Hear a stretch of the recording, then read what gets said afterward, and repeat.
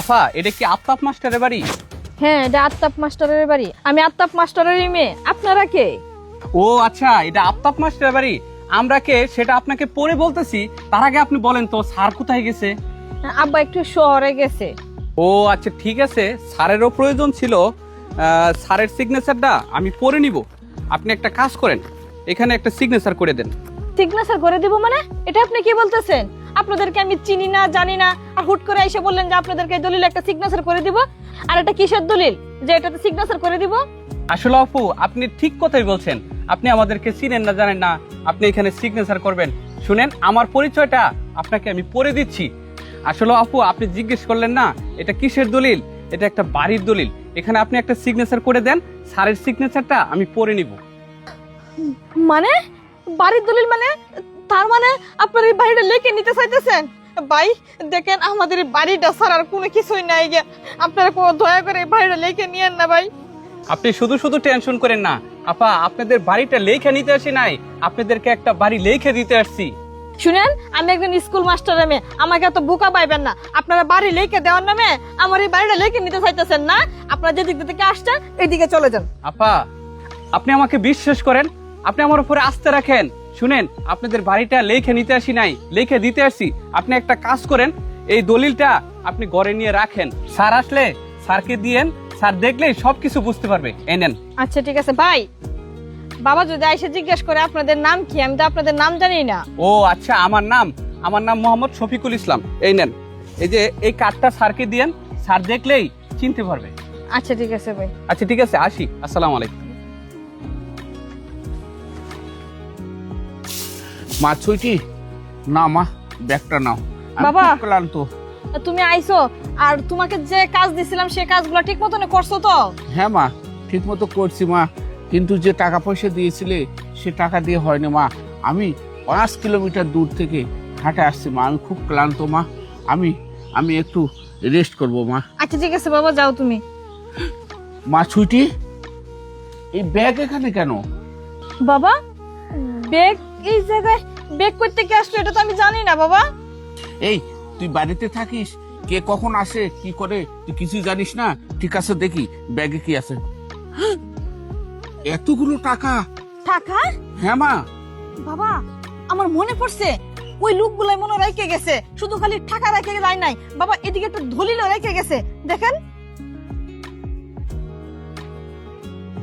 ও, হ্যাঁ মা, আমি চিনতে পারছি, ও আমার ছাত্র শফিক। মা, টাকাগুলো হয়তো ভুল করে রেখে গিয়েছে, আমি শফিককে দিয়ে আসি মা। তুমি ব্যাগটা নিয়ে ঘরে যাও। ঠিক আছে মা? ঠিক আছে বাবা। আচ্ছা মা। স্যার থামেন, আমি একটা জিনিস বুঝলাম না। আপনি সামান্য একটা স্কুল মাস্টাররে 2 কোটি টাকা দামের বাড়ি লিখে দিলেন, আর শুধু তাই না, আমাকে বললেন 5 লক্ষ টাকার ব্যাগটা রাইখা আসতে।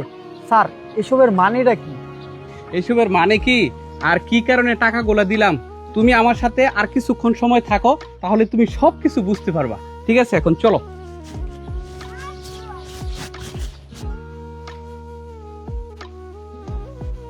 স্যার স্যার স্যার, আসসালামু আলাইকুম। ওয়ালাইকুম সালাম। স্যার, আপনি ভালো আছেন? জি বাবা, তুমি কি শফিক? হ্যাঁ স্যার, আমি শফিক। বাবা, তুমি বোধহয় আমার বাসায় গিয়েছিলে। জি স্যার, আমি আপনার বাড়িতে গিয়েছিলাম। ও ভুল করে এই টাকাগুলো আর এই দলিলটা রেখে আসছো বাবা। না স্যার, এই টাকা আর দলিল আমি ইচ্ছা করে রেখে আসছি। বাবা, কি বলতেছো এগুলো কথা? তুমি ইচ্ছা করে রেখে আসছো, তবে কেন? হ্যাঁ স্যার, আমি ইচ্ছা করে এই টাকাগুলো রেখে আসছি। কেন রেখে আসছি স্যার, আপনি এগুলোর কথা কি বলতেছেন? আপনি কি ভুলে গেছেন সেই কথাগুলো? আমি যখন রাস্তায় বসা জুতা সেলাই করতাম, আপনি সেখান থেকে আমারে তুলে নিয়া আপনার পরিচয়ে আমাকে মানুষ করছেন, মানুষের মতো মানুষ করছেন, পড়াশোনা শিখাইছেন।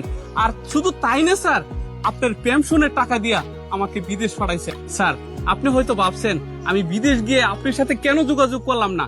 স্যার, আমি যখন বিদেশ গেছি তখন আত্মীয় স্বজন এবং আমার বন্ধু বান্ধব এবং আপনার নাম্বারটা আমি নিয়ে গেছিলাম সাথে করে ডায়েরিতে লিখে। স্যার, বিদেশে যাওয়ার পর আমার ডায়েরিটা হারিয়ে গেছে, এই জন্যে আপনার সাথে আমি কোনো যোগাযোগ করতে পারি নাই। স্যার, আমি দেশে আসছি আরো 6 মাস আগে। আমি আপনার সাথে ইচ্ছা করে দেখা করি নাই, কারণ আমি খালি হাতে আপনার সাথে দেখা করতে চাই নাই। এখন আমি ঢাকা শহর একটা বাড়ি করছি 2 কোটি টাকা দিয়া, আর সেই বাড়ির দলিলটাই হলো এইটা। স্যার, এই টাকাগুলো আর এই দলিলটা আপনি যদি গ্রহণ করেন তাহলে আমার জীবনটা ধন্য হবে স্যার।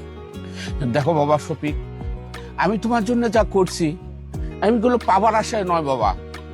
তুমি একজন রাস্তার ছেলে ছিলে, রাস্তার জুতা সেলাই করতে। আমার পেনশনের টাকা দিয়ে আমি তোমাকে বিদেশ পাঠাইছি বাবা, তুমি অনেক বড় হও এই আশার জন্য। আমি এই জমি টাকা কি করব, আমি আর কয়দিন বাঁচবো বাবা, এগুলো আমার প্রয়োজন নাই বাবা। স্যার আপনি এসব কথা বলবেন না স্যার। আমার শরীরের চামড়া দিয়ে যদি আপনার পায়ের জুতা বানিয়ে দেই, তারপরে তো স্যার আপনার ঋণ সুদ হবে না কোনোদিন।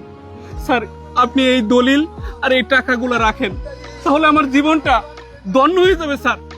বাবা শফিক, তুমি যে সম্মানটা আমাকে দেখালে, আর সন্তান হলেও বাবাকে এতটুকু সম্মান দিত না। বাবা তোমার মতো একটা ছাত্র মাস্টার হয়ে গর্বে আমার মন ভরে গেছে বাবা। আমি দোয়া করি তুমি অনেক বড় হও বাবা, অনেক বড় হও, অনেক বড় হও।